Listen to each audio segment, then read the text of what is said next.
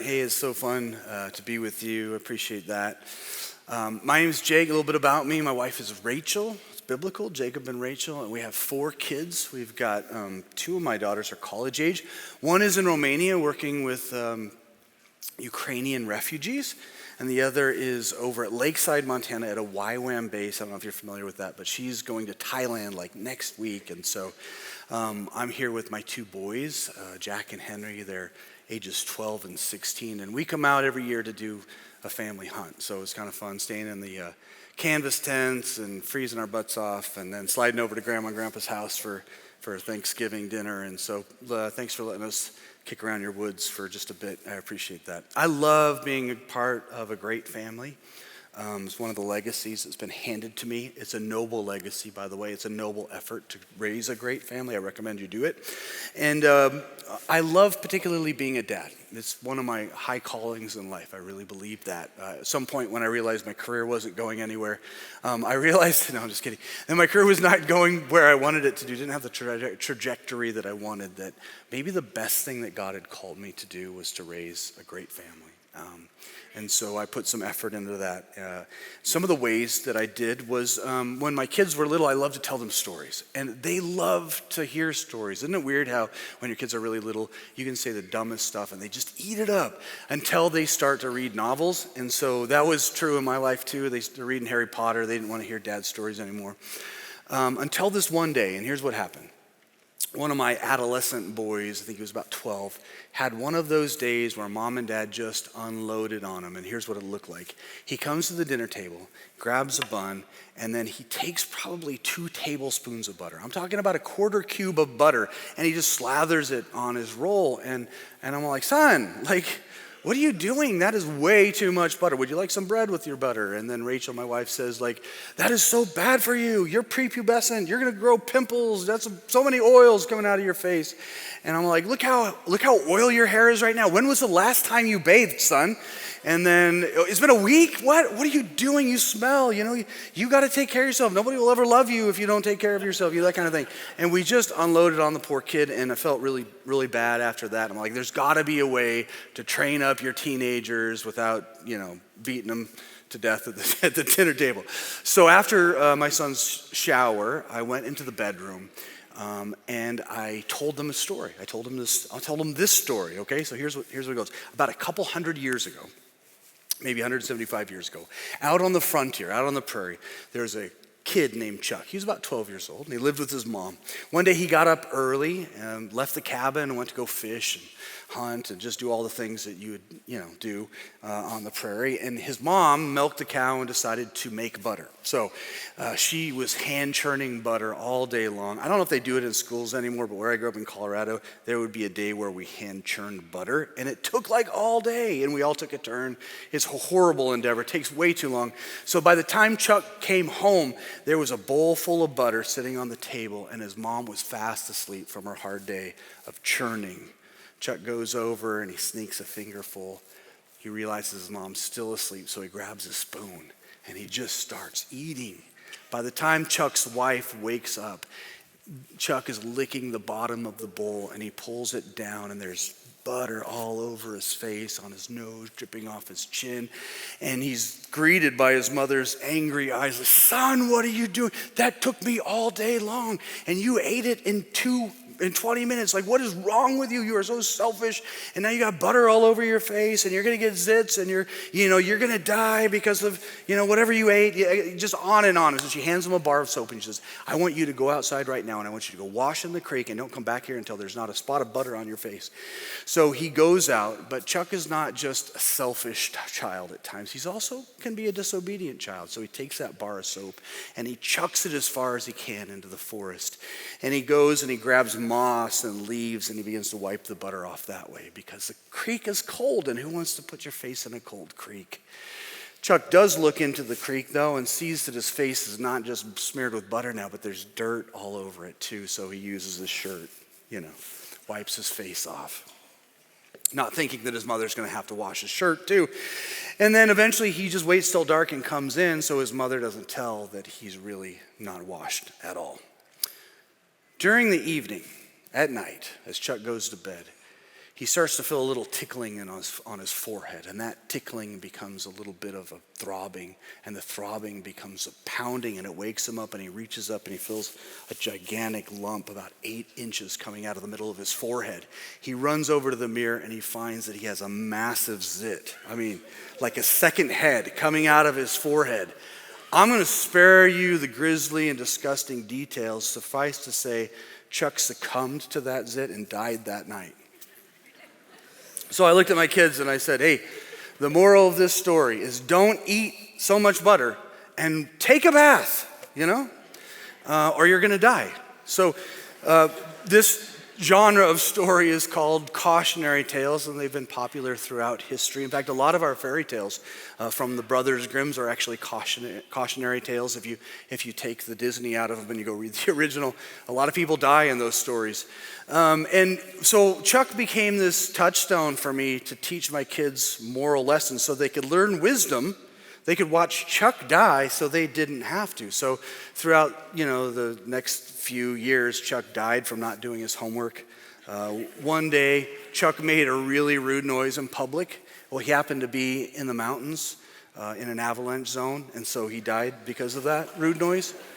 There was one time when Chuck was messing around during family prayer, so his mother got really angry, couldn't find a wooden spoon to spank him with, so she took the family Bible and whacked him on the butt, and it said on his rump, Holy Bible, because she hit him so hard, made an imprint in his life. So Chuck did a lot of suffering for the sins of my children. As they began to grow up. Cautionary tales, they're wonderful. If you really think about them, they're a way for you to gather wisdom without having to suffer what the main character does. And so they have value. In fact, the Bible actually has quite a few cautionary tales, and I want to read one with you today. This comes from 2 Kings chapter 5. Starting in verse 1, and you can read along with me. I use the NIV translation. Now, Naaman was commander of the army of the king of Aram. He was a great man in the sight of his master and highly regarded because through him the Lord had given victory to Aram. He was a valiant soldier, ... but he had leprosy. In other words, this guy Naaman had it all. He had money, influence, wealth, was highly connected with the king and everybody else. But something emerged out of his life, and what that was leprosy, something that he couldn't take care of, a problem that he couldn't solve. Verse 2. Now bands of raiders from Aram had gone out and taken captive a young girl from Israel. She served Naaman's wife. She said to her mistress, if only my master would see the prophet who is in Samaria, he would cure him of his leprosy. I'm going to skip ahead to verse 5. So Naaman left, taking with him 10 talents of silver, 6,000 shekels of gold, and 10 sets of clothing. And that translates into 10 talents of silver is about 750 pounds of silver, which I did some calculations this morning. That's about $250,000 worth of silver in today's silver prices. 6,000 shekels of gold is 150 pounds of gold. Gold prices are high. That's about $4.25 million. And 10 sets of clothes. 10 sets of clothes. That means like Gucci, okay? So he's got all of this wealth that he's bringing to the table and hopes to be healed. Verse 9. So Naaman went with his horses and chariots and stopped at the door of Elisha's house. Elisha sent a messenger. Elisha didn't come in, but he sent a messenger to say to him, go wash yourself 7 times in the Jordan, and your flesh will be restored, and you will be cleansed. But Naaman went away angry and said, I thought that he would surely come out and say to me, come out to me and stand and call on the name of the Lord his God, wave his hand over the spot and cure me of my leprosy. Are not Abana and Pharpar, the rivers of Damascus, better than the waters of Israel? And they actually are. Jordan is really muddy. Aram's a little up higher, so those rivers are cleaner and purer. Couldn't I wash in them and be cleansed? So he turned and went off in a rage. Naaman's servants went to him and said, my father, if the prophet had told you to do something great, like a really big deed, wouldn't you have done it? How much more then when he asks you to do something simple? Wash and be cleansed. So, verse 14, he went down and he dipped himself in the Jordan 7 times, as the man of God had told him, and his flesh was restored and he became clean like that of a young boy.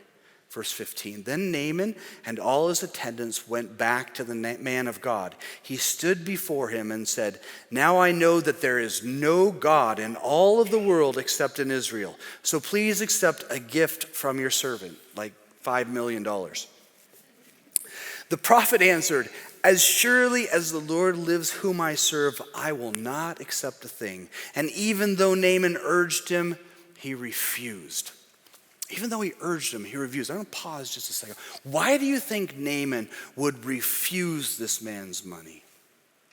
Naaman, who in his lifetime had learned that he could rely on himself for just about everything. He was talented, he was smart, he was well-connected, he was rich until he developed leprosy and learned the myth of self-reliance. And even after he learns that self-reliance is a myth in the waters of baptism as he becomes obedient to the man of God, even after that, he thinks that he can earn it.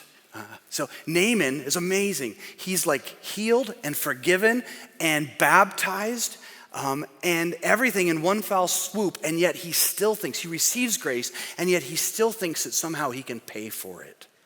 So Elisha refuses because he knows he needs to teach Naaman that you can't save yourself, and you can't save yourself after you save yourself. Salvation is a gift of God. Verse 17, if you will not, said Naaman, please let me, your servant, be given as much earth as a pair of mules can carry, for your servant will never again make burnt offerings and sacrifices to any other god but the Lord. And I love this change of heart, this change of strategy. If I can't buy grace, here's what I can do. I can buy dirt. That's a great song, right? You know that song, Buy Dirt? And so what he wants to do is he wants to bring a truckload of dirt. And most scholars believe the reason why he wants to do that is he's going to build an altar out of the earth of Israel where the one true God exists. There is no God in all the earth but the God in Israel. I'm going to take that dirt back with me and I'm going to offer sacrifices. As a pastor, I'm like, this is brilliant. This is exactly what I want to see. I want people to experience a God who forgives them, who heals them, who saves them, who teaches them that they can't rely on themselves, but they have a God-shaped need that only he can fill. And then they go do their devotions. He's taken back an altar to do devotions. Like, this is amazing. He's saved and he's discipled. Extraordinary. It's a beautiful story. This is not the cautionary tale. That comes next. Read with me from verse 19 on. Go in peace, Elisha said. After Naaman had traveled some distance, Gehazi, the servant of Elisha, the man of God, said to himself, my master was too easy on Naaman, this Aramean, by not accepting from him what he brought. As surely as the Lord lives, I will run after him and get something from him. So Gehazi hurried after Naaman. When Naaman saw him running toward him, he got down from the chariot to meet him. Is everything all right, he asked. Everything's all right, Gehazi answered. My master sent me to say 2 young men from his company of the prophets have come to me from the hill country of Ephraim. Please give them a talent of silver and 2 sets of clothes. That's 75 pounds of silver and 2 suits from Armani. Verse 23, by all means take the 2 talents, said Naaman. He urged Gehazi to accept them, and then tied up the 2 talents of silver in 2 bags with 2 sets of clothing. He gave them to his 2 servants, and they carried them ahead of Gehazi. When Gehazi came to the hill, he took the things from the servants and put them away in the house. He sent the men away, and they left. Verse 25, when they went in and stood before his master, Elisha asked him, where have you been, Gehazi? Your servant didn't go anywhere, Gehazi answered.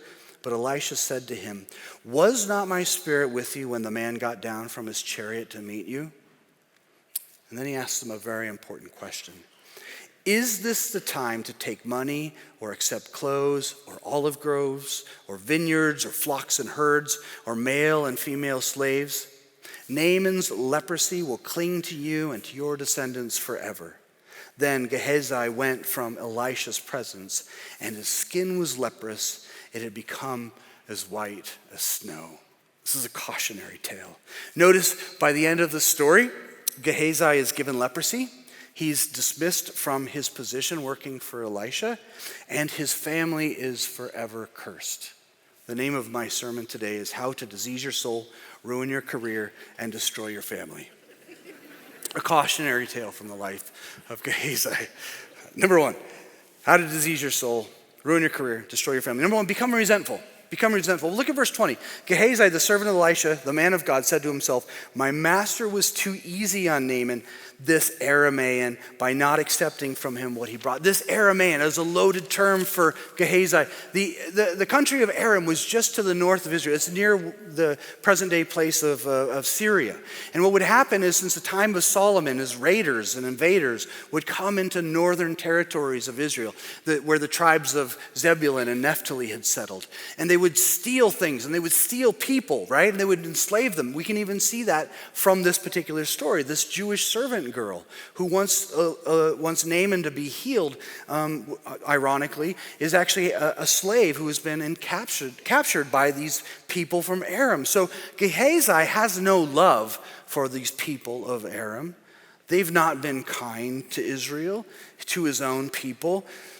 He can't imagine why in the world that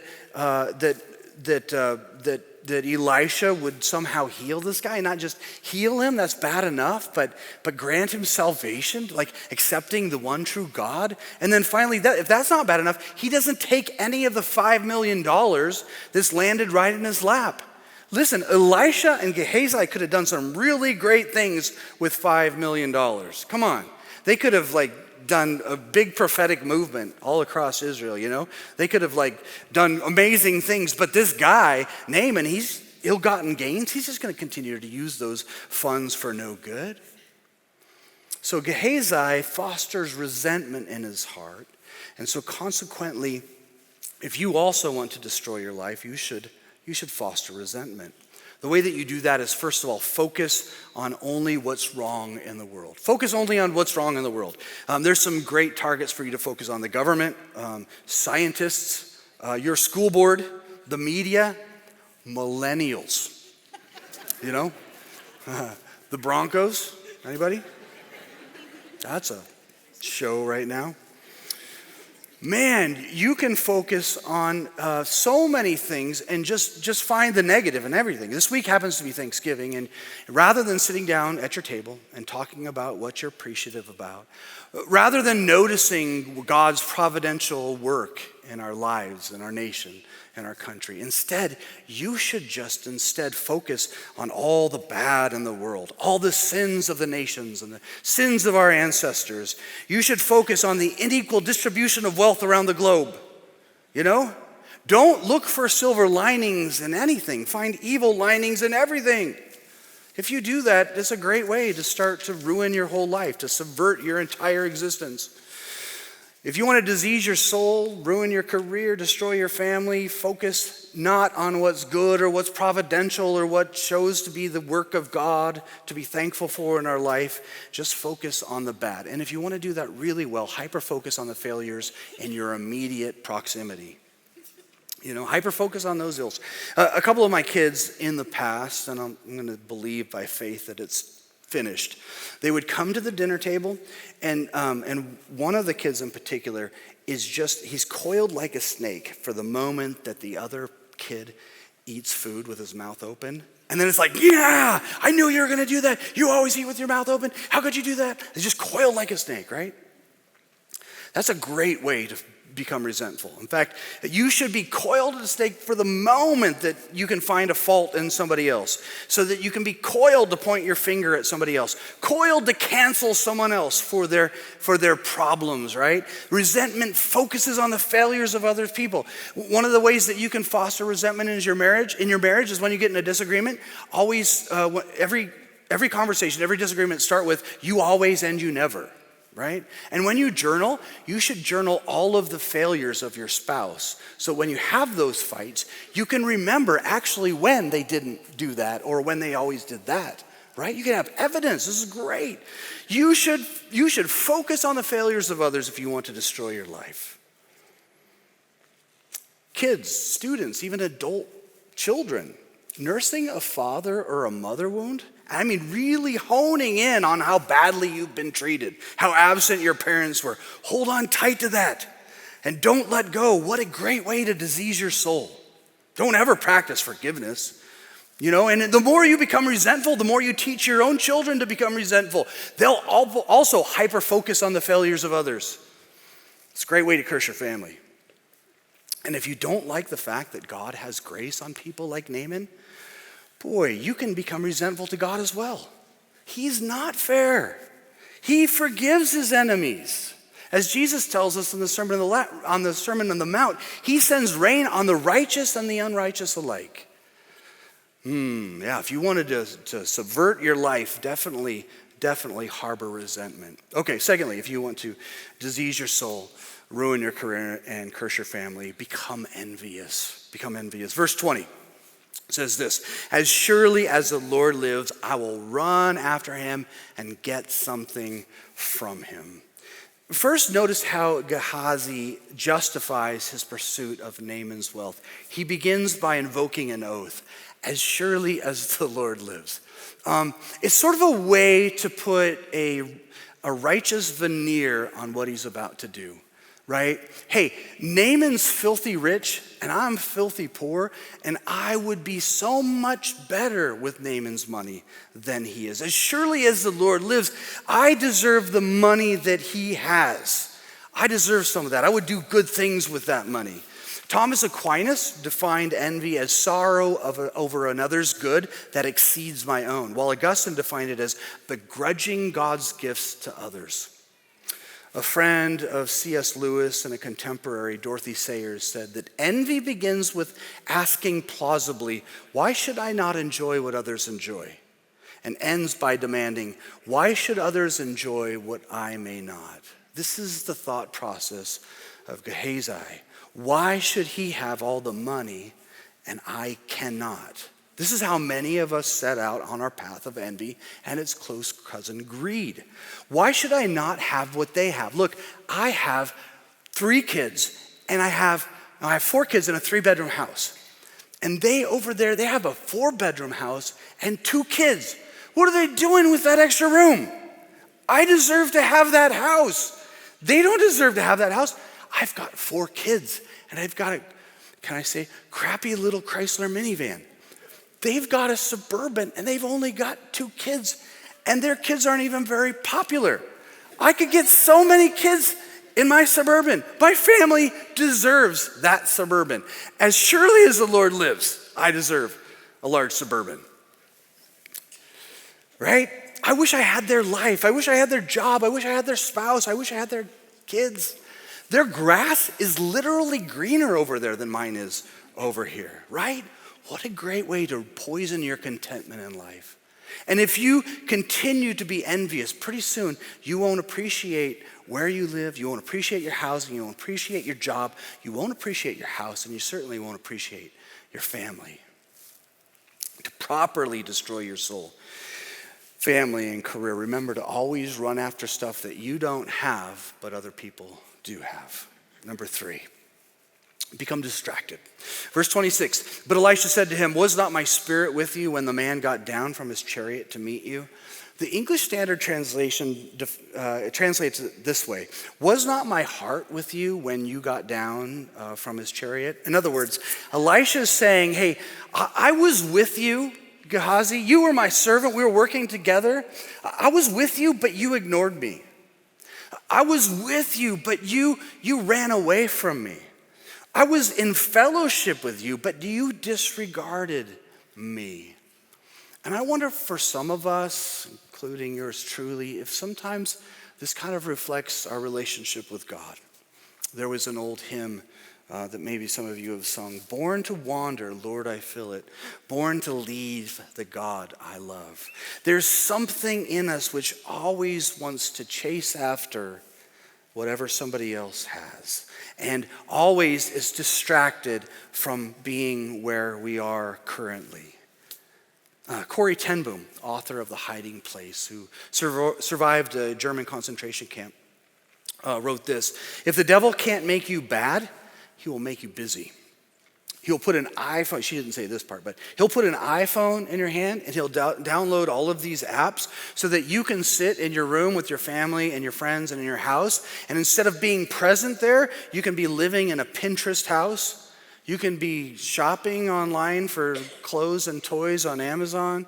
You can be hanging out with your TikTok friends and chatting with your Facebook family.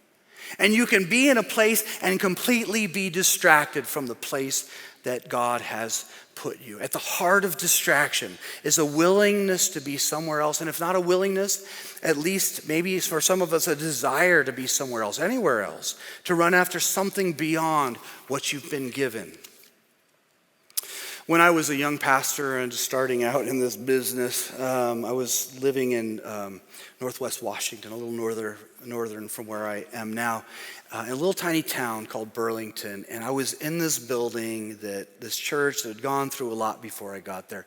We probably had about 24 people in attendance. The building, it smelled so bad. It was ugly, there was no parking, it was just a horrible circumstance. Like I found out later that the sewer was leaking underneath the building, so that's why it smelled. Nobody wanted to come to our church. The sermons were bad, the preaching was bad, the worship was terrible.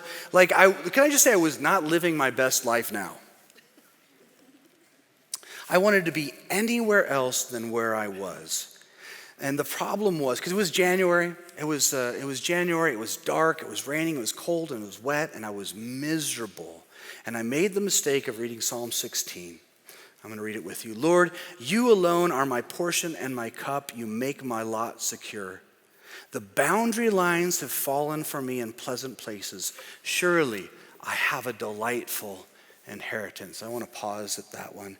The boundary lines have fallen for me in pleasant places. I'm looking around, I'm like, my boundary lines are terrible.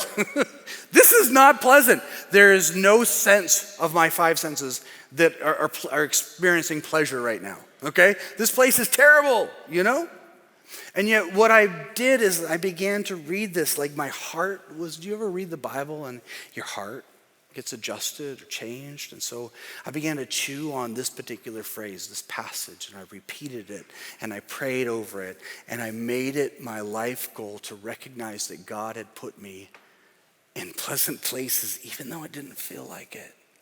At that time, I was so wanting to be somewhere else that I got to admit my marriage with my wife was not so good. We were constantly in tension. My parenting was not so good. I didn't have friends. I was just a miserable, anxious person because I always wanted to be somewhere else, because I wasn't appreciated for who I was. I don't know what it was, but I was miserable until I began to pray this prayer. My boundary lines have fallen in pleasant places, and that prayer became a prophecy. And here's what happened. I began to realize that God had given me a particular type of wife because I needed that kind of wife. And God had landed me in a dump of a church because I needed to learn some valuable things about that dump of a church. And some of members from this church actually came up a few years ago, maybe 5, 6, 7 years ago. It must be 10 years ago now, and fixed up that dump of a church. And now it's the most beautiful small church I've ever been in, thanks to you guys. And God redeemed and he restored those circumstances in a way that let me see that there was an intent, there was a plan, that being distracted was taking me out of what he wanted to show me and what he wanted to teach me. Verse 7 says, I will praise the Lord who counsels me. Even at night, my heart instructs me. And this, verse 8, I keep my eyes always on the Lord. With him at my right hand, I will not be shaken. Gehazi's eyes were on the horizon. They were away from Elisha. They were away from his position and his status in life. They were away from his calling. He was looking to the horizon rather than being focused on the things that God had given him and the place that God had given him. Gehazi was like a rolling stone. He was like a tumbleweed. He refused to bloom where he was planted. If you want to destroy your life, if you want to subvert your life, you should certainly always be distracted. Always live somewhere where you're not. Don't bloom where you're planted. Finally, if you want to, again, destroy your life, number 4, become impatient. Become impatient. Verse 26 says this.